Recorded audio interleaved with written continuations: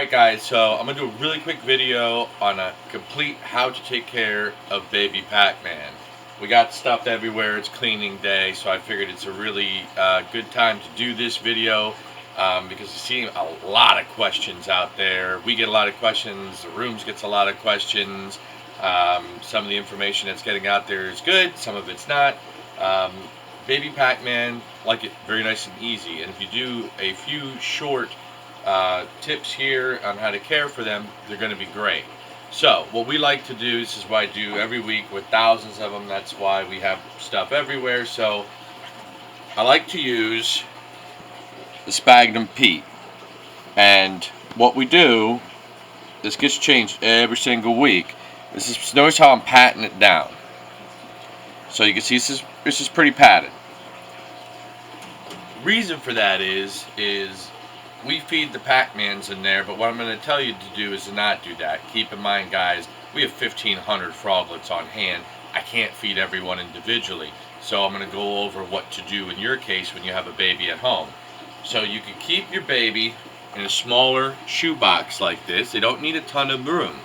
Remember, these are ambush predators, guys. They're going to sit there and they're going to wait till food comes by and they eat. So if you take your little tiny quarter to half dollar size Pac-Man, you put them in a 10-gallon tank, it's going to take a long time for that food to go by unless you're tongue feeding. So another method you can do for feeding is have a clean bin. Take your baby Pac-Man out, put them in the clean bin. If you're feeding them crickets or whatever you're feed them in here. And that's going to help not get any substrate in that Pac-Man's mouth. Because when he's sitting there and he's ambushing and you're feeding in something like this, there's a chance to get little, look, I just touched the rim and I got a little bit of dirt here. Well, that's going to go into his belly. So that's why at home, if you have a couple Pac-Man, I suggest feeding them in an empty bin, whatever you're feeding, crickets, waxworms, tongue feeding them, rodents, pinkies, whatever it may be. Because keep in mind, even if you're feeding rodents, which I suggest feeding rodents here and there, it's a great, nice little treat for them. Really high in protein, calcium, and phosphorus. You're still feeding frozen thawed rodents for the most part. They're wet, they wipe across the soil, and then the soil gets into your frog's belly. So feed him in an empty bin, no matter how big he is. All of our adults are on a water system, so we don't really have to worry about that with our rodents. But you do at home if you're not keeping them on paper towel or water, which most people don't. They have a nice tank for them. And that's what you should do to enjoy them when you're setting them up.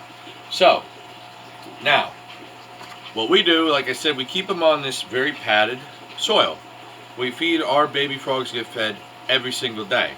So then the question lies, well, Pat, you just told us not to do that because you're going to ingest. So, what we do here, and you probably should do it at home, it's not a horrible idea either, we soak them. Every single frog in the whole room gets soaked twice a week to get a bath. And here you can see, these are frogs that we take out. They're soaked in nice, 75-degree water. And this is all just, they're shedding. This is just cocoa fiber that they're in. Gives them a chance to kind of cleanse and get rehydrated. They've only been in there for 5 minutes, and you can see that they basically take their shed off. They get all that impurities off their skin. They're rehydrating up, and what's the first thing most animals do when they go in the water? They poop. So that's the nice part too, is they get the poop in there, they cleanse their systems that way as well and rehydrate. Only soak them here, like I said, for 5 minutes. As soon as this video comes, they're getting out of there. They're getting out of their nice little warm bath there, and they're going to go back into their systems, which they'll get fed, and like I said, bathe another day. Another thing, most people mess up, and we get this every single week. They end up getting their frog, and they put him in a setup. They go, oh, he's not eating. He won't eat. And I always ask him, what's your temperature? Oh, room temperature. No, guys, these are tropical frogs. Our entire room here is set. I'll show you. Let me turn the light on in this thing, so hopefully you can see. 77. 77 in the main room.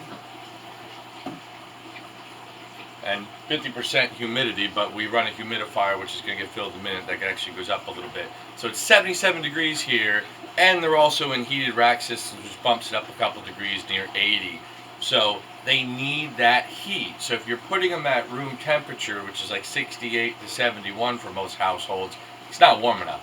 They're not going to eat. And a little baby doesn't have that much reserves to go long. So by the time you're waiting and waiting and waiting, and a week goes by, and you finally contact us and say, it's not eating, Pat, what are we doing? And then we start fixing all these husbandry mistakes. By that time, it might be too late, unfortunately, because like I said, these guys just don't have a ton of time. So, I hope that helps out a little bit with how to keep these guys. Like I said, when they're small, the easiest thing to do is just keep it simple. The KISS method. Keep it simple, stupid. I'm not calling anybody stupid. Just saying that's the way to do it. They thrive very well that way. It's a great idea to give them a bath, once or twice a week. They do enjoy it. It helps hydrate them. Make sure your temps are correct. Now, once they get bigger, and they're probably your 3-inch to 4-inch, you could go ahead and upgrade this then. Do your 10-gallon or something like that. But when they're small, like I said, I like to keep it simple. I tell everybody simple. Do not use sphagnum moss. They will eat sphagnum moss, and sphagnum moss is done. They cannot get that through. I don't care how many times you soak them in that water. They're going to have a heck of a time, baby frog, pooping out sphagnum moss. So don't do it. It's a death sentence. I don't care where you heard it from. I'm telling you now, it's Russian roulette. Don't use sphagnum moss. Use either an eco-wort that you can pat down, or this is sphagnum peat moss, which you can get at any Lowe's or Home Depot or gardening center without fertilizers or anything like that in there.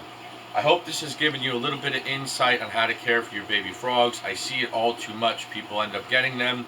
They end up perishing because the husbandry is not correct, or they put them in this huge 10-gallon planted aquarium that looks really, really cool, but they're just not at that stage in their life yet. So I hope this helped you guys out.